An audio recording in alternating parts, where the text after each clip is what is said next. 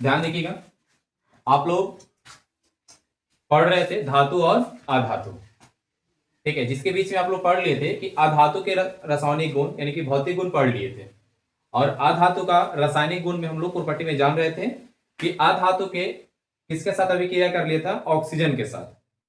अधातु oxygen के साथ पहला समीकरण हम लोग पढ़ लिए थे कि जो अधातु था वो ऑक्सीजन के साथ, जैसे मान लीजिए आप लोग जिसे कार्बन लिए थे, कार्बन के साथ किसके अभिक्रिया किए थे हम लोग, ऑक्सीजन के साथ में।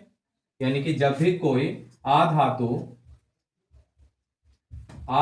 किसके साथ, ऑक्सीजन के साथ, ऑक्सीजन से क्रिया करेगा तो क्या बना देगा, अधातु ऑक्साइड। क्या बना देते हैं, अधातु ऑक्साइड बना देता है, ठीक है ना। यानी यही आपको क्या बन जाएगा, CO2, यानी ये अधातु के ऑक्साइड है। और आप लोग पढ़ लिए होंगे क्या आप लोग को कि इसे कोई और नहीं लेंगे, सल्फर है। क्या है, सल्फर है। तो आप सल्फर से क्रिया से साथ कीजिएगा, तो सल्फर से साथ क्रिया करेंगे तो SO2 बना देंगे। ये आपका क्या है, अधातु के ऑक्साइड है, ठीक है। जस्ट हम लोग आगे आते हैं, नोट में बताया गया है कि अधातु के ऑक्साइड अम्लीय प्रवृत्ति की होती है। मतलब जितने भी अधातु होते हैं उसकी प्रवृत्ति कैसा होता है, अम्लीय होते हैं, ठीक है। अंडरलाइन कर दीजिएगा यहाँ पर कि अधातु के ऑक्साइड कैसा होते हैं, अम्लीय होता है। मतलब कैसा होता है अधातु के ऑक्साइड, अम्लीय। ये भी क्या होंगे, अम्लीय होंगे। एवं जल में क्या होते हैं, वो घुलनशील अम्ल होते हैं। ये जल में पूरी तरीके से क्या होते हैं, वो घुलनशील होते हैं। जिस देखिएगा अधातु के ऑक्साइड है, ये जल से क्रिया किया तो जल से क्रिया किया क्या बना दिया, कार्बोनिक अम्ल बना दिया। यानी कि जब भी कोई अधातु के ऑक्साइड हमें किसके साथ, जल में घुलेगा तो कार्बोनिक अम्ल। अधातु के ऑक्साइड है, जल से क्रिया किया तो क्या बना दिया, ये सल्फ्यूरस अम्ल। सल्फ्यूरस अम्ल होता है। एक होता है सल्फ्यूरिक अम्ल, तो सल्फ्यूरिक अम्ल का सूत्र होते हैं आपको H2SO4 होता है, ठीक है। तो ये हो गया सल्फ्यूरिक अम्ल हो गया, और ये सल्फ्यूरस अम्ल है। क्या है, सल्फ्यूरस अम्ल है। आगे बात करते हैं, जब आप लोग अधातु को किसके साथ क्रिया करते हैं, हाइड्रोजन के साथ। जब आप लोग अधातु को आप लोग हाइड्रोजन के साथ कीजिए, किसके साथ, हाइड्रोजन के साथ करते हैं हम लोग। देखिएगा जब भी कोई अधातु था जिसे हम नाइट्रोजन लेते हैं हम लोग, क्योंकि नाइट्रोजन क्या है, अधातु है, यानी N2 हो गया। और अभिक्रिया किससे की, हम हाइड्रोजन से कर रहे हैं, यानी हाइड्रोजन H2, तो क्या बना देगा आपको, NH3 बनाते हैं, NH3। आप बैलेंसिंग कर लीजिएगा, हाइड्रोजन के गो है, 3 गो। इधर हाइड्रोजन के गो है, 2 गो। नाइट्रोजन के गो है, 2 गो। नाइट्रोजन के गो है, 1 गो। यहाँ 2 गो देते हैं, 2 गो नाइट्रोजन हो गया, लेकिन ऑक्सीजन हाइड्रोजन के गो हो गया, 3 दूनी 6 गो। यहाँ 3 कर दीजिएगा, ये आपके पूरी तरीका से बैलेंसिंग हो गया। यानी आप लोग को याद करना है कि जब भी कोई अधातु को हाइड्रोजन के साथ अभिक्रिया करेगा तो क्या बना देंगे, हाइड्राइड बनाता है। क्या बनाता है, हाइड्राइड। ये चीज आपको याद करना है। जब कोई अधातु हमें हाइड्रोजन से क्रिया करेगा तो क्या बनाएगा, अधातु बनाएंगे। क्या बनाएंगे, अधातु।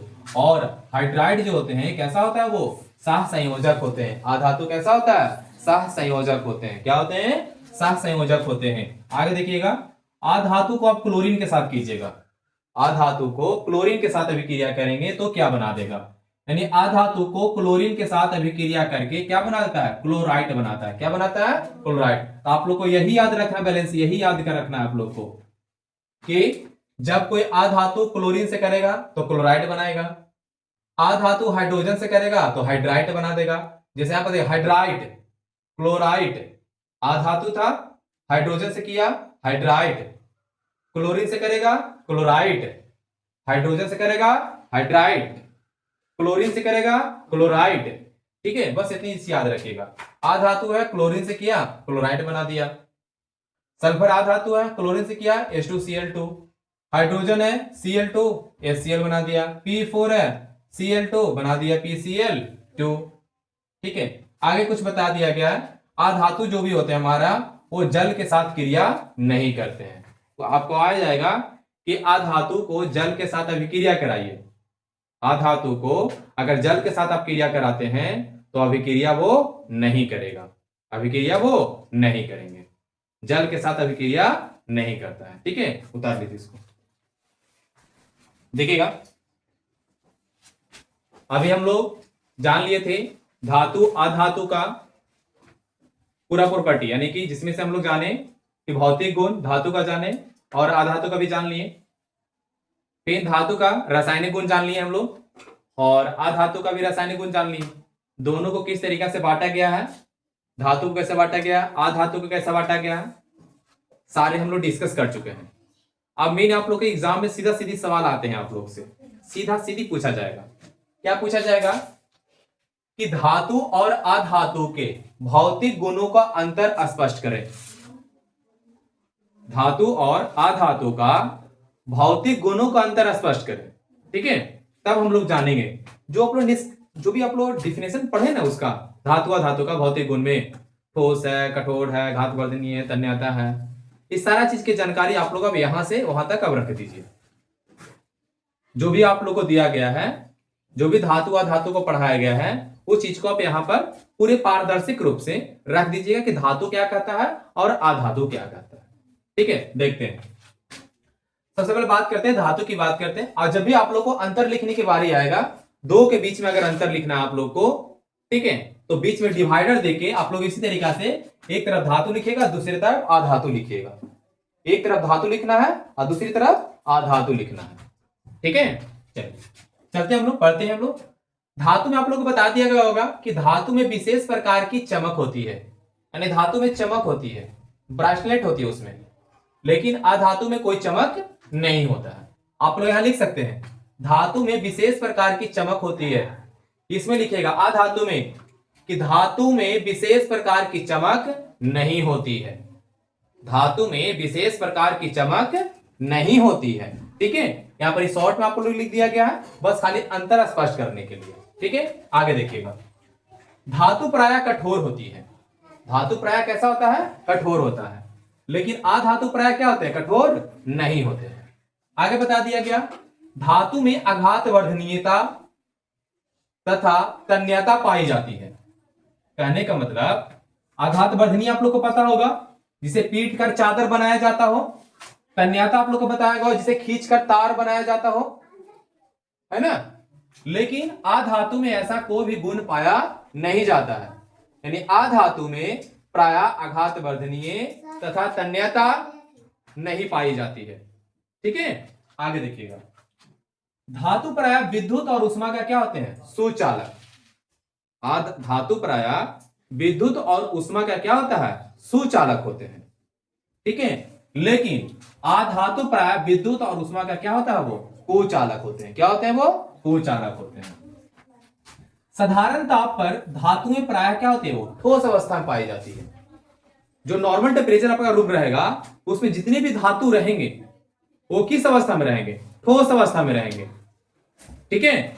आगे है ये साधारण ताप पर, साधारण ताप पर ये ठोस एवं गैस अवस्था में ही पाए जाते हैं, ठीक है।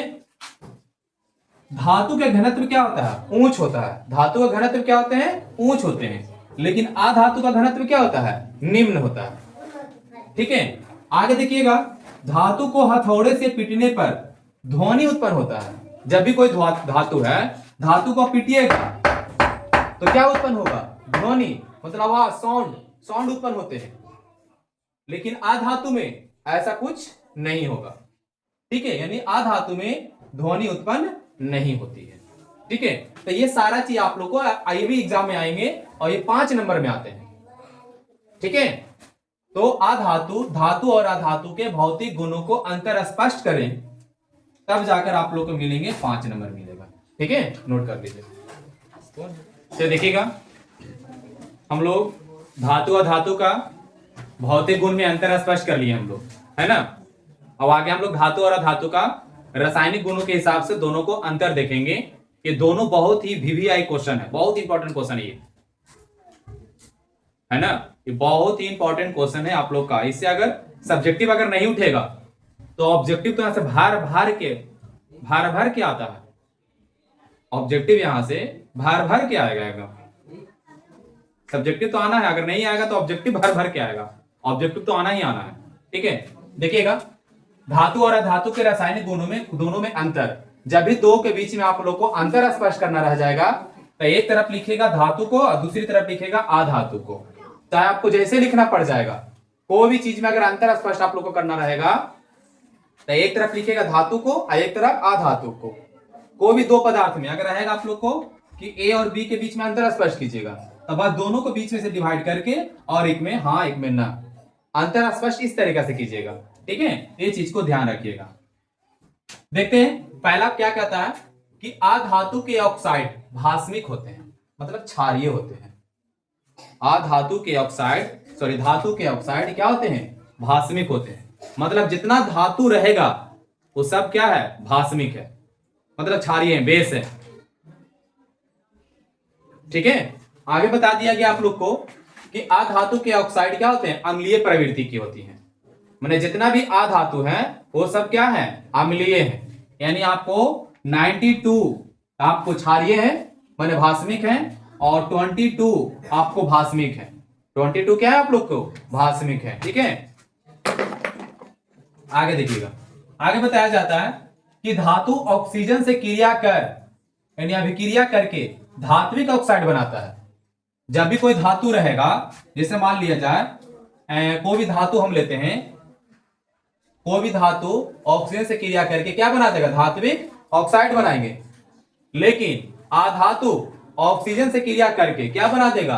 अधात्विक ऑक्साइड बनाते हैं। ठीक है, आगे देखिएगा। धातु जल से क्रिया करती है लेकिन अधातु जल से क्रिया नहीं करती है। बहुत इंपॉर्टेंट ये लाइन वाला है आपका। अधातु है जो जल से भी क्रिया कर लेता है, क्योंकि अधातु अगर जल से भी क्रिया करेगा तो हाइड्रोजन को मुक्त कर देगा, लेकिन अधातु जल से क्रिया नहीं करती है। ठीक है, ये आपको लिखा गया कि अधातु जल से अभिक्रिया नहीं करती है। अगला है धातुएं तनु अम्ल में घुलकर, तनु मतलब पूरी तरीका से घुलकर वो क्या बना देगा? हाइड्रोजन आयन देते हैं, माने हाइड्रोजन देगा, वो H+ देता है। और जो पदार्थ जितना हाइड्रोजन आयन घुलेगा उतने ज्यादा वो क्या होंगे? अम्ल होंगे। जैसे आप लोग कहेगा कि अम्ल में हम कहते हैं कि वो अम्ल 1 है और एक अम्ल हम 5 देते हैं। अम्ल का मतलब क्या हो गया? कहने का मतलब अम्ल क्या होता है? यानी कि जो 7 से कम, 7 से कम। क्षार का मतलब क्या हो गया आप लोग का? क्षार का मतलब कि 7 से अधिक। और उदासीन का मतलब क्या होता है आप लोग का? उदासीन का मतलब 7 है ना। तो अगर हम कहेंगे आप लोग को कि इसमें सबसे ज्यादा जो अम्लीयता कौन है, 1 में कि 5 में, तो जो सबसे ज्यादा कम रहेगा ना वही अम्लीयता हो जाएगा। हम कहेंगे एक लेते हैं 2.5 लेते हैं, वो लेते हैं 6.5। सबसे अधिक अम्लीयता कौन है? अम्लीयता तो दोनों है क्योंकि दोनों 7 से कम है, लेकिन सबसे ज्यादा अम्ल कौन है इसमें? 2.5। और सबसे कम कौन हो जाएगा? 6.5। इसके जस्ट अपोजिट उल्टा अगर आपसे कहेगा क्षार की बात करेगा, तो क्षार का मान क्या होता है? क्षार जो होता है हम लोग का, क्षार का पीएच मान कितना होता है आप लोग का? 7 से अधिक, 7 से अधिक। यानी कि हम लेते हैं 8 लेते हैं, वो 9 लेते हैं। आप कहेंगे ये दोनों में से सबसे ज्यादा क्षार कौन है? तो जो सबसे ज्यादा क्षार रहेगा, जो सबसे ज्यादा वैल्यू रहेगा, वही आपका बेस ज्यादा होगा। यानी सबसे ज्यादा कौन है आपको? 9। और ले लीजिएगा, हम लेते हैं 9 लेते हैं और 10 लेते हैं। हमने कहा सबसे ज्यादा क्षार कौन है? 10। हम कहेंगे सबसे कम क्षार कौन है? 9। ठीक है, तो वही कहा जाता है कि जो क्षार में जो जल में घुलकर OH आयन देगा। क्षार का मतलब क्या हो गया? कि जो जल में घुलकर OH ऋणायन देते हैं, लेकिन जल में घुलकर हाइड्रोजन आयन देने वाला क्या होता है? अम्ल होता है। ठीक है, तो वही कहा जाता है धातुएं तनु अम्ल में घुलकर हाइड्रोजन को मुक्त करता है, लेकिन अधातु सामान्यतः तनु अम्ल से अभिक्रिया नहीं करती। मतलब जितने भी अधातु रहेंगे वो अम्ल से क्रिया नहीं करेगा। ये रासायनिक अभिक्रिया में एक एग्जांपल लिख सकते हैं। रासायनिक प्रॉपर्टी में आप लोग गुण में लिख सकते हैं कि अधातु अम्ल के साथ अभिक्रिया नहीं करते हैं। जैसे जल के बात किए हम लोग कि अधातु जल के साथ अभिक्रिया नहीं करते हैं। ठीक है, दोनों पार्ट लिखा हुआ है आप लोग को। आगे देखिएगा, धातुएं सामान्यतः हाइड्रोजन से साथ संयोग नहीं बनाती। मतलब जो धातुएं सामान्यतः हाइड्रोजन के साथ संयोग नहीं करती है, लेकिन अधातुएं हाइड्रोजन के साथ संयोग करके क्या बनाता है? हाइड्राइड। क्या बनाता है? हाइड्राइड बनाते हैं। जैसे आप लोग को बताया गया अभी कि जैसे नाइट्रोजन को लिए थे हम, अब प्लस हाइड्रोजन को ले लिए थे, तो क्या बना दिया था, NH3 बना दिया था। तो क्या बना दिया, हाइड्राइड। क्या बना दिया, हाइड्राइड। अभी जस्ट आप लोग का चर्चा किए थे हम इसकी कला पीछे में, कि जब कोई आधातु हाइड्रोजन से क्रिया करेगा तो क्या बनाता है, हाइड्राइड बनाता है। आप क्लोरीन से भी क्रिया करेगा तो क्या बना देगा, क्लोराइड। आधातु क्लोरीन से भी क्रिया करेगा तो क्लोराइड, और हाइड्रोजन से करेगा तो हाइड्राइड। चलिए आगे देखिएगा, ये हाइड्राइड बनाते हैं। जैसे कुछ लिख दिया गया आप लोग को, जैसे कुछ धातु का नाम, लिथियम है, कैल्शियम है, सोडियम है, बेरियम है, कुछ अधातु के ऑक्साइड, नाइट्राइड है, फास्फोरस है, जल है, ये आपको कुछ अधातु के नाम लिख दिया गया। ठीक है, आगे देखिएगा।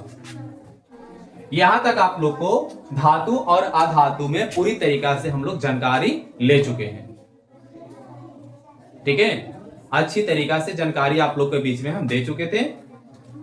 अब ज्यादा जानकारी आपको और इससे भी ज्यादा आप लोग को लेना है, तो आप लोग को घर पर बैठकर एनसीईआरटी का बुक को फॉलो कीजिए। प्रत्येक लाइन को विशेष ध्यान से पढ़िएगा। उसके बाद आप लोग, ये नोट्स तो होंगे आप लोग का, ये नोट्स हमारा बना हुआ है, इसके साथ एनसीईआरटी का बुक को लेकर जो पॉइंट यहां से मिलेंगे, एनसीईआरटी वाला बुक को लेकर दोनों के एक अपना नोट्स बनाइए। ठीक है, नहीं समझ में आएगा तो क्लास में आपसे पूछ लीजिएगा। अपना कोई भी पॉइंट हो, कोई भी तकलीफ हो, बेहिचक हुआ के पूछ लीजिएगा। आगे देखिए, कुछ बता दिएगा आप लोग को। ठीक है, जैसे कुछ उत्कृष्ट गैस, या तो आगे क्लास में पढ़ाने के लिए मिलेगा, अभी तो सर नोट में है तो लिख लीजिएगा, आगे क्लास में पढ़ना आप लोग को। ठीक है, कुछ उत्कृष्ट गैस है, जैसे helium, neon, argon, krypton, xenon और रेडॉन, यानी कि 18 वर्ग के तत्व को नोबेल गैस कहते हैं। आप लोग को बताया जाएगा कि हमारे मॉडर्न पीरियड टेबल में कुल 18 वर्ग है। कितने वर्ग हैं, 18 वर्ग होते हैं, और 7 गो अवर्त होते हैं, जिसमें से 18वां जो वर्ग है वो उत्कृष्ट गैस है, नोबेल गैस है, शून्य गैस है, नोबेल गैस कहते हैं। ठीक है, कौन कौन आ जाएंगे, helium, neon, argon, krypton, xenon और रेडॉन। ठीक है, इसका टेक्निकल आप लोग को भी मिल जाएगा, बाद में दे दिया जाएगा, ऐसे याद कर लिया जाएगा। हे ना कर जीरो पर रन आउट, हे ना कर जीरो पर रन आउट, ये आगे आप लोग को, लेकिन सिनेरियो से याद रख लीजिएगा, helium, neon, argon, krypton, xenon और रेडॉन, ये हमारे उत्कृष्ट गैस हैं, जो मॉडर्न पीरियड के 18 वर्ग में, अंतिम वाले वर्ग में रख दिया गया। ठीक है, इसको अच्छा से नोट कर लीजिएगा।